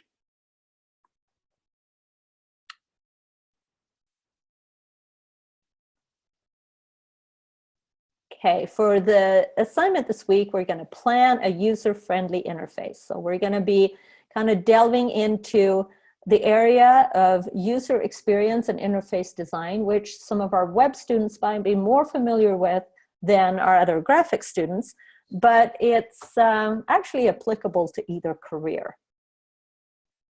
User interface and user experience are often used in conjunction and closely related. User interface is the digital display that a user sees when they're interacting with the device, like a monitor or screen. Okay, so that's the user interface is basically what you see. So in the classroom, that's this page right here, the different links that you go to, the components, the information that's on here. If you're using an app, it's what the screen looks like, you know, and what you get to. And depending on, you know, what type of interactive device you're using, those can be different, right? The user experience is how you respond with the interface functions when they're interacted with, okay? So, you know, how the links work, you know, what the little shading that goes on top of here, if that feels like it makes sense to you, if it's clear, you know, just the whole experience that a person has when they're using the interface, okay?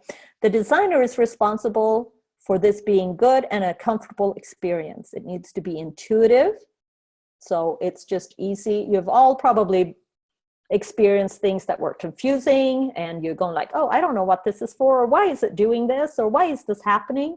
And some that like, it just automatically felt like, oh, I get this, I get here, I go here, right? Many of them need to have a branded feel, and it needs to be cohesive and hopefully universally understood so that it doesn't need a lot of text to be functional, okay? Because we've already talked about how people like visual things more than text, and they don't want to have to read through a bunch of stuff, right? So that's where icons come in, and effective icons can take the place of text a lot of times.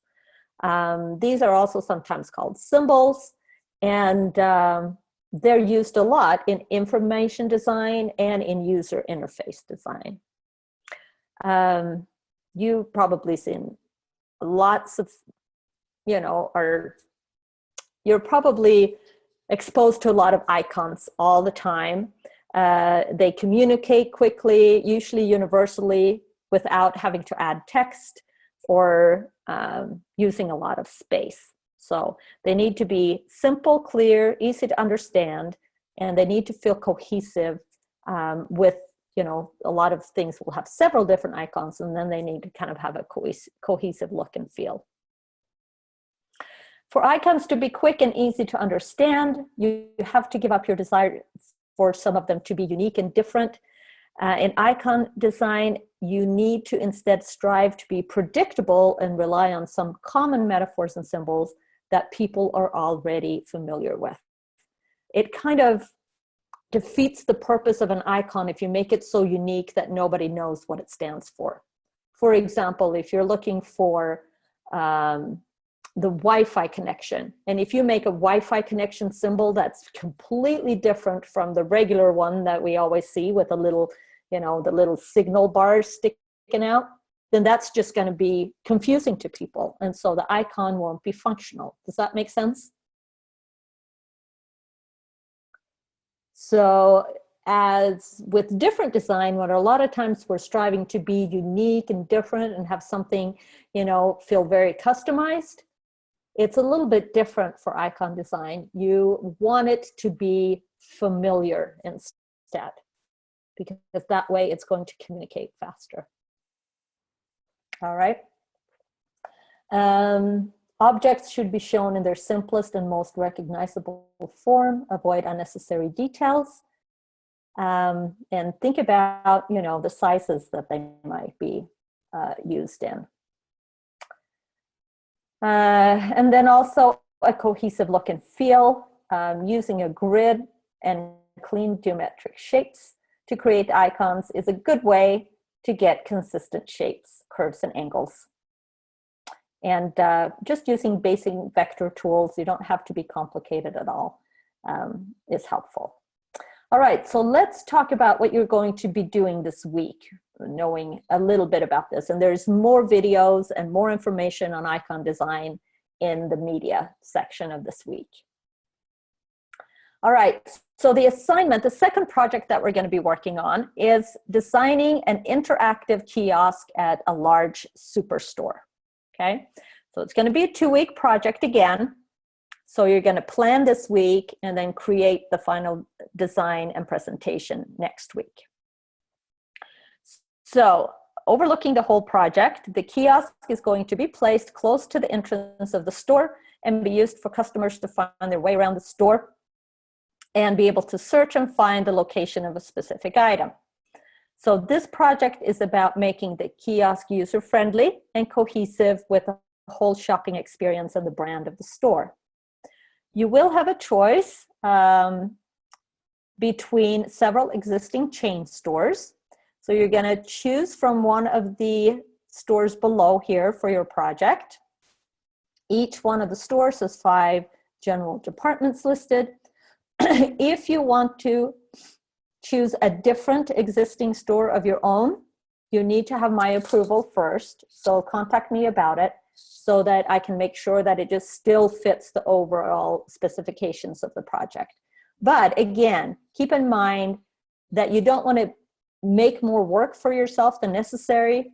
And, you know, when some of the information is provided for you and you choose from that, then you have more time to concentrate on your whole design thing, okay? All right, so checking on the chat here. It looks like Belinda has a little bit of helpful advice there for you, Lori, when you're stressing. So that's good. I appreciate you guys supporting one another in class. That's so nice, isn't it, to know that you have your fellow students to kind of support you and encourage you. All right, so the different stores that you have to, there's actually 6 different stores that you can choose from. So you have quite a bit. They're in 3 different categories, though. You can either do a superstore, choose between Walmart or Target, and then the 5, you know, basic sections that we have selected for you. Again, this is a simplified project for your benefit. So that would be grocery, home, pharmacy, apparel, and electronics. Or you can choose a home improvement store, either Lowe's or Home Depot, where the departments would be lumber, paint, tools, yard and garden, and electrical. And the third option is a craft and hobby store, either Michael's or Hobby Lobby. Art supplies, jewelry making, yarn, paper crafts, and floral are the different sections here.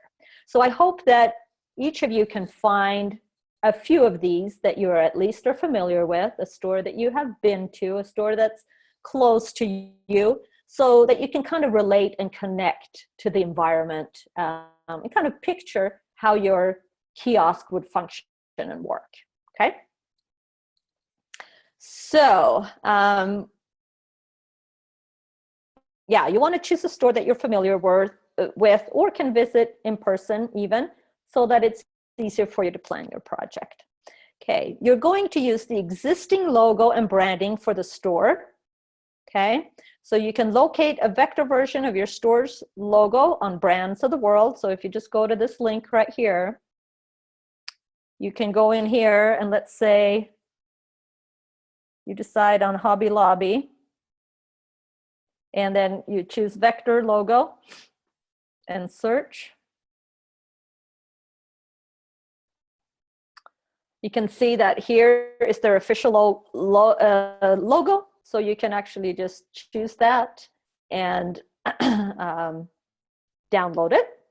But sometimes it gives you a website where you need to go to download it. So you want to make sure that you're using their official logo. Sometimes there will be several different logos, and one will be an updated one compared to another one. So try to find the most recent one.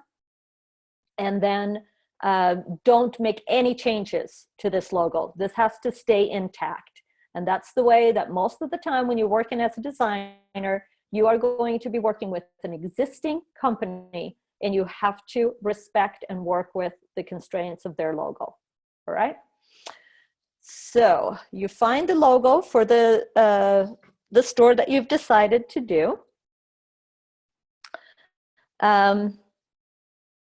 Okay, so there's the link if you need it again. Okay, so you're going to design a minimum of 4 screens for the user interface: a home screen, a location map, a search screen, and then a search result. Okay, so this is already kind of planned out for you as well. You're going to be given a simplified store mat in an AI format, so download here. So if we open up this Illustrator file,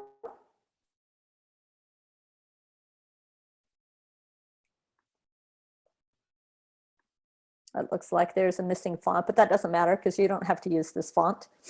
So this is a very simple map. All it has is like these gray squares right here for the different departments. There's a checkout right here, and this is where your kiosk should be. So depending on what type of store you're using, you can decide which square you want to represent the different departments, okay? And so that's going to be part of your design plan. If you want to modify this map, you can, but again, keep in mind that it's not going to give you more points or anything like that, and you want to keep it clear and simple for the user, okay? Focused on the required parts of the assignment for each week. So take your time and plan things this week. You don't need to rush things. So for the assignment instructions this week, you want to rough out the user interface and content of the 4 main screens, considering the flow from screen to screen. So you might want to, think about how each one of the screens are going to move from one to the other. Okay. Choose what text you need for each screen and think about how the screens will interact with one another. Think through the plan and the user experience.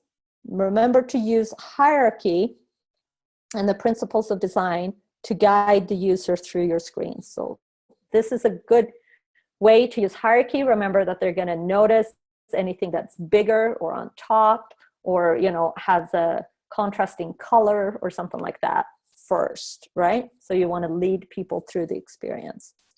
You are also going to design 5 symbols or icons to represent each one of the departments. And there are some pointers right here on icon design that I was hoping to be able to go through today, but I'm afraid we might have to move some of that over to Thursday. And then you're going to lay out your plan, just kind of like you did with your plan for the infographic. Here you can use InDesign or Illustrator. If you did hand sketches, then you can just do placement images again, and include the company logo and the symbols that you have designed. And you can use a couple of pages if you need to, and then save that as a multi-page PDF. So, and that's what you're going to submit. All right, so let's see. Any questions? Should we break it down a little bit more?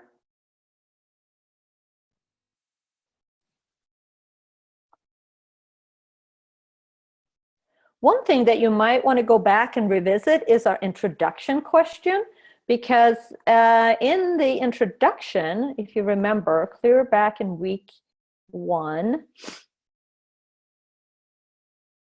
let's see, I'm probably going to find it easier here. We had a bit of an introduction where we talked about human and tech interaction. And so, I don't know, it wasn't required, and I don't know if all of you have really gone in here and thought about this or answered to it, but it talks about how you guys feel about, working with an ATM or working with a kiosk or interacting with electronics versus working with a human being.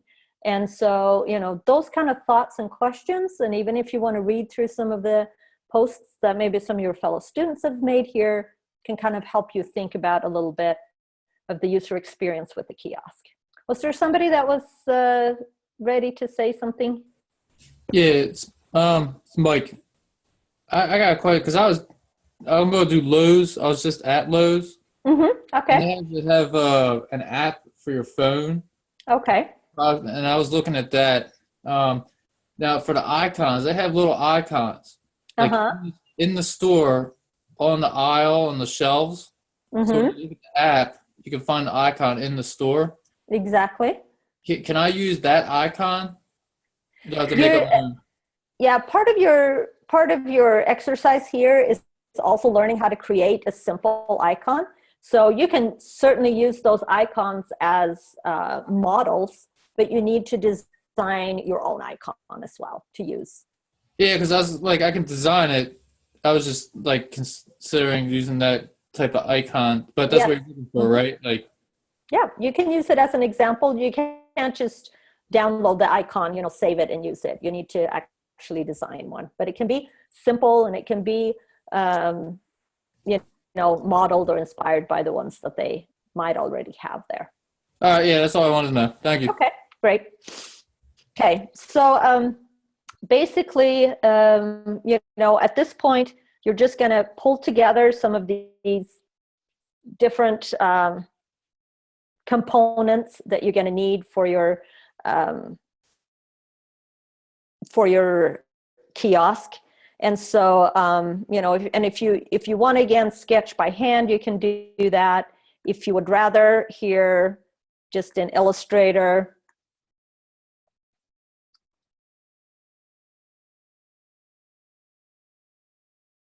if you rather wanted to just start by making yourself kind of a little bit of a plan or outline, you could do that in Illustrator as well. So we talked about 4 main screens, right? So you could do some squares right here. Make sure that the orientation relates to the kiosk.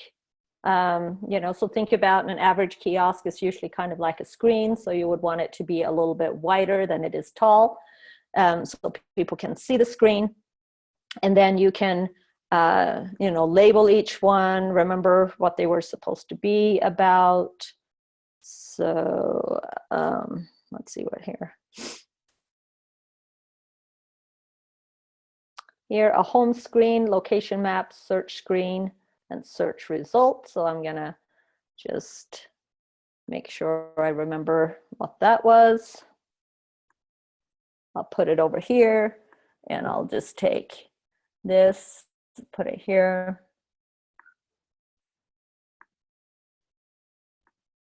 So here, that's the home screen, and then the,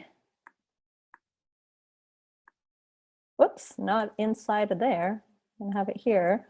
The location map, and then a search screen, and a search result. So it could maybe, you know, help if you this week are able to maybe interact with some type of store kiosk like this. They're pretty common anymore. Or even if, you know, a lot of stores have apps, like was just mentioned, you can kind of compare it to a map as well. I mean, an app, sorry, as well, and just kind of, you know, the different views or screens, so to speak, of these of the app, you could kind of relate to this as well. Nope, you don't need to use a specific document size for this. Just, you know, lay it out so that you feel like it's representative. We're gonna let you go on your own here a little bit. Okay, so for this one here, I could maybe just even copy, you know, this location map and move it into the screen right here. So then I know, okay, this is going to be my location map. and I could designate the different areas that I'm going to use. The home screen will most likely have the logo on it, maybe some words. Will it say, can I help you find what you're looking for? Or, you know, welcome to Hobby Lobby, you know, but think, you know, try to be a little bit innovative here. You know, how do, if you want the user to know that this screen can help them locate your project, your product, just saying welcome to Hobby Lobby is not really going to make them stop and maybe use it. On the other hand, if you put something on there like, what are you looking for? Then maybe that will entice them a little bit more, you know. So you use some of the verbiage and thoughts and, you know, a little bit of creative thinking to think about how will this be most user-friendly and explain the most to people. You know, what's going to make them know that this is the kiosk that's going to help them find the yarn that they're looking for, okay? And then you want to design what the search screen is going to look like, and then where, when you get from the search to the result, what does the result look like? Okay, so does it show, you know, does it show a little star over here on the map telling them where it's going to be, or, you know, how is it going to function? So this is going to take, it might seem simple, but it's going to take some time to think through and make this function and work. And you're going to need to test some real live similar things like this, okay? So basically this could be your plan, and then your icons, designing your icons. And like I said, there's more information on that in the readings if you want to get started, but then I will talk more about that on Thursday too, since we ended up not having a lot of time for that. But let's say that these are the icons for the different departments, 1, 2, 3, 4, 5, right? So then you put your icon designs over here, arrange things neatly as always. And that's, you know, if there's any other text that you're thinking, you know, that can help you with your plan, any kind of colors, you know, you want to make sure that the colors are cohesive with the logo. So you want to put your logo on here for the company. I want to make sure that that's on here so that I can tell if you're keeping with the branding style. And that will basically be your submission for this week. Okay, so it might seem easy. It's not a lot of components, but it takes a lot of planning and thinking and that kind of stuff for it to be effective. All right, so hopefully that makes sense to you guys. So don't skip the steps. Make sure you study the brand, think of the user experience, consider the floor plan, and when you're designing the icons, make sure that you keep things simple. That's one of the basic things of icon design, is simplicity and clarity. All right, so yeah, so basically the requirements for your plan is to sketch up the 4 pages somehow, choose the text that you want to use, design the 5 symbols to use, and then present it. You can check the rubric for a breakdown. You know, once you're final here, you'll see that you'll be judged on the correct name and file format. And for the quality work and details, there needs to be the sketch and the plan for the 4 screens, 5 symbols or icons, and whatever text you need to use. And then for your presentation, it's going to be judged on how successful the icons are, that the design style fits the existing branding, and that you're presenting it neatly with a logo. And then, of course, on-time submission. All right, you guys feel comfortable getting started on this? All right, so we'll talk more about icon design on Thursday. You guys can get started on it up until then. And then we'll also talk more about human-centered design and the quiz on Thursday. So I'm gonna skip through some of these slides that I had planned on. If you're wondering, the quiz is going to be based on the readings for week 3. And again, so we'll talk more about that on Thursday. The course media readings are a little bit self-explanatory for week 3, I think here, the titles. These are the articles that we talked about for the discussion. There's also this one here that talks about human-centered design. So that one has more to do with what things we talk about on Thursday, things to be mindful of when you're planning your design. And also you'll be quizzed on it in the quiz. Then there's the articles on the different careers: graphic design, information design, and web design. And then there is a couple of articles that are really helpful that talk about icon design. And so if you're starting designing your icons before Thursday, I would make sure that you read these first. And also these videos right here, it's about 10 minutes worth in chapter 1 and not quite 10 minutes worth in chapter 2. So a total of maybe 20 minutes of Linda videos that would really help you have the right approach to your icon design right there. And then this other video here, how to build your creative confidence, has to do with the human-centered design, which we'll talk a little bit more about on Thursday. All right, so does that give you guys a good overview and to get talking? Okay, so my one-on-one office hours will be on Friday this week. I'm going to put those into there. So again, if you want to, talk to me about any of your revisions of your infographic or anything like that, again, you have till the end of the module to make those changes. So we can meet about that. Christy's hours are posted in the announcements. So if you want to meet with her, that will work as well. And then we'll continue talking about things on Thursday. And remember, if you have any specific questions on this assignment, on week 3's assignment, then we can go over that on Thursdays as well. Can do any kind of demos you'd like, any of that stuff. You just kind of need to let me know, maybe Thursday morning or something, so I can prepare for it. And we'll talk about more of the presentation and the icons then, and the assessment.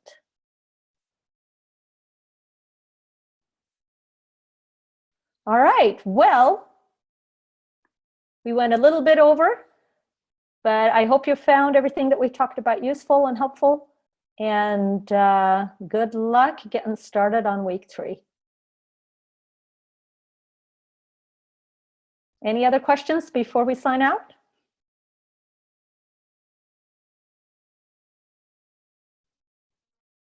Okay, Tama? Is there something? Yep, go ahead. You said that we were able to do supercenters like Walmart or Target. You might have touched on this briefly, but what about like grocery stores? Like I have a grocery store that I'm having to go to. Well, I go to on a regular basis called HEB. Can we do something on that, or do we have to stick with the well-known stores like Target or Walmart or something like that? Well, we've given you these these different ones right here, just kind of to make it easier for you. But like it says in the assignment, if you want to use something else and you okay it with me, then that works as well. So maybe you want to just send me an email and let me know a little bit more about the store that you want to use. And you want to be able to find their logo, for example. Well, their logo is basically just 3 letters, HEB, which stands for Here's Everything's Better. Yeah, but I mean, you have to have that exact font, all of that kind of stuff, right? So if you can propose to me that you want to use that store, you can find its logo and then tell me what 5 sections you would use to represent, these 5 icons that you're going to create, and send me a little proposal on using that store. I will look at it and hopefully okay it so you could use that Well, I don't know because the HEB that I know doesn't have a pharmacy. So, well, it doesn't have to have these categories that Walmart or Target has. You can pick 5 other ones, but you have to tell me which 5 other ones you're going to use, because you have to have 5 categories either way. So you could put, if you want to put, meats, vegetables, or whatever, what other kind of sections HEB has. You see what I mean? okay. Okay, so even if it doesn't have a pharmacy or electronics, maybe they have some other sections. You just have to be able to transfer the things that you have to design over to that store. So it needs to have 5 sections that you can create some kind of icons or symbols for. Okay. Yeah, so dairy, for example, meat, produce, canned goods maybe, or whatever. But so, Okay. think about it so that it would work logically. And you can still use this hypothetical map that you can download here and then just call those areas whatever you want to. You don't have to make a realistic map of the HEB store, because obviously this is a hypothetical simplified map, because all of these stores are not going to have the same map. But that's not the function of this design project. So if we don't pitch something to you, we do have to use Walmart or Target? If you don't pitch something to me that I approve, then you have to use either Walmart or Target, Lowe's or Home Depot, or Michael's or Hobby Lobby. You only pick one store. There are 3 different categories and 2 options for each store, but only pick one. Okay. Okay, is that clear then? Yep. All right, sounds good. Okay, I'm glad you asked that question, because I'm sure that there's some others that might have a similar question and want to try a different project. But yeah, then come up with a plan and email me that plan so that I can make sure that it works within the parameters of our project. Okay, great. All right, we'll see you all on Thursday then.